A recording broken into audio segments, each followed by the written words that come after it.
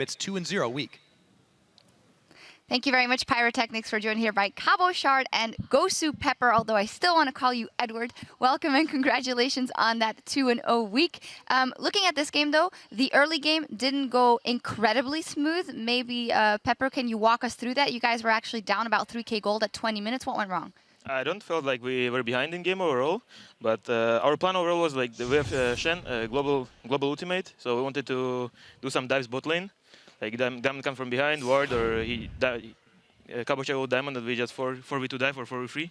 But it didn't happen because they were playing too passive, and we just did some fail ultimate, so it just was slow start. You mentioned the Shen there. You guys, Cabo Shard especially, you seem to be very comfortable on split pushes. Fizz yesterday, Shen today. Spoken to a lot of top laners. What are your feelings of top lane now? Because we've seen a little bit of a fall on Maokai. Yeah, exactly. Maokai is really falling off. The picks like Fizz, Karim, and Shen, for example, are coming stronger into there. I think it's more for like people adapting because Maokai is in the meta for a really long time now.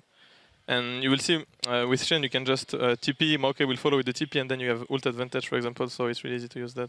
Yeah, even if we didn't that game, it was pretty poor early game. I wanted to ask you about that because initially Maokai was building for split push, but then he built more team fight oriented. How do you think you adapted as the game went on Shen? So I went for 2 tanky items into Trinity Force because they had not that many damage actually. Like they had a lot of magic, and I didn't need to build Tormil or Rendwin, so I went straight for Trinity Force.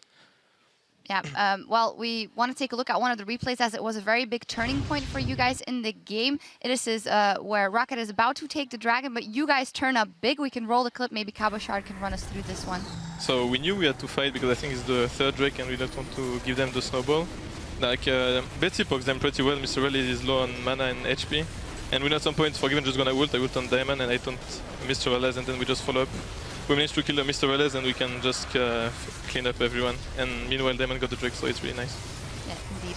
Pretty clean-cut fight overall when you look at it. Even as a 4 versus 5, we were talking to you very briefly before we came on, Pepper, about just the significance of this fight. Certainly a big turning point in this game. And it seems like the supports had a bit of a turning point as well, Sharks, when we've had a couple of players up here maybe playing a couple of different champions.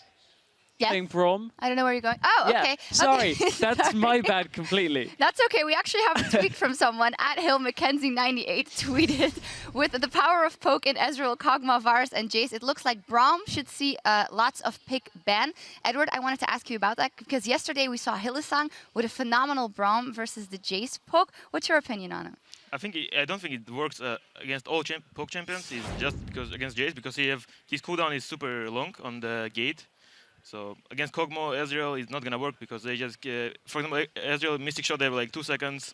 Like Kog'Maw spamming from like his ultimate, you can't even block that. So it's just against Jace, good pick.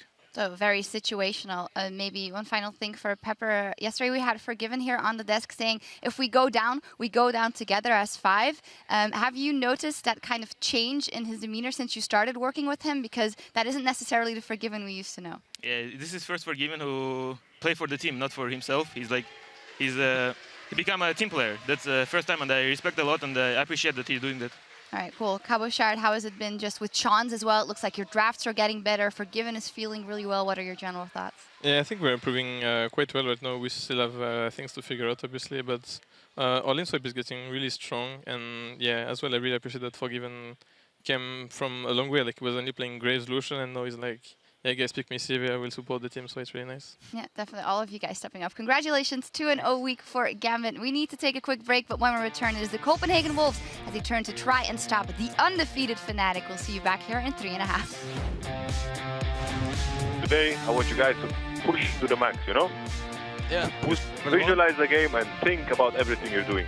This is all Gambit right now. Steve, Nuke Duck, Emperor's Divide pushes them all back, but still, Betsy coming up with more. Can he stay alive? Steve Diamond Prox looking for him. Vander's still hanging around.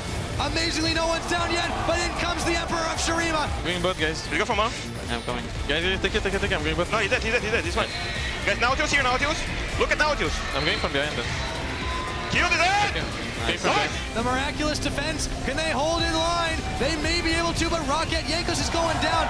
Gambit Gaming will even the head-to-head in summer.